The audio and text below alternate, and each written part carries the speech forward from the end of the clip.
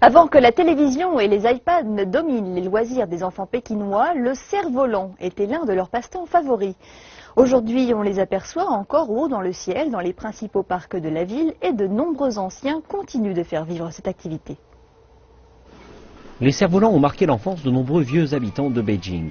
Ceux en forme d'hirondelle sont parmi les favoris en raison des habitudes migratoires de cet oiseau qui retourne dans le nord au printemps, faisant son arrivée à Beijing quand la ville est traversée par le vent et baigne dans le soleil. Les cerfs-volants en forme d'hirondelle créés par Liu Bin sont peints avec minutie.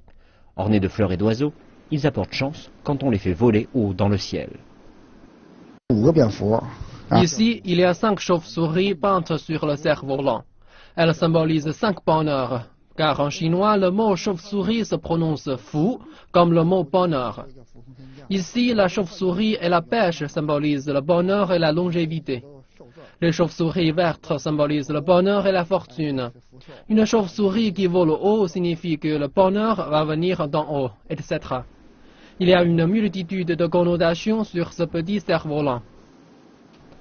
Gros, fins ou avec une grande tête, les cerfs-volants en forme d'hirondelle représentent le mâle, la femelle et leurs petits. Toutes ces jolies créations sont réalisées à la main par Liu Bin, un élève de l'école Cao. Le nom de cette école vient de Cao Xueqing, auteur du roman classique Rêve dans le pavillon rouge. Cao a écrit un livre il y a des centaines d'années sur la fabrication des cerfs-volants traditionnels. Ses conseils sont toujours suivis aujourd'hui par de nombreux fabricants du nord du pays.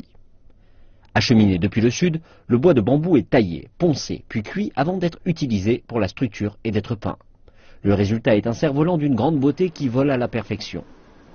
Liu Bin fait vivre l'héritage des anciens tout en ajoutant une touche de nouveauté. Il ajoute l'élégante image d'une ballerine dans la forme de ces cerfs-volants hirondelles. Les petits modèles prennent une dizaine d'heures à réaliser. Pour Liu Bin, c'est le souci du détail qui rend ces cerfs-volants si parfaits. Il faut prendre soin du cerf-volant. Si on ne travaille pas avec son cœur, le résultat n'est pas à la hauteur et les fabricants ainsi que les clients s'en rendent compte.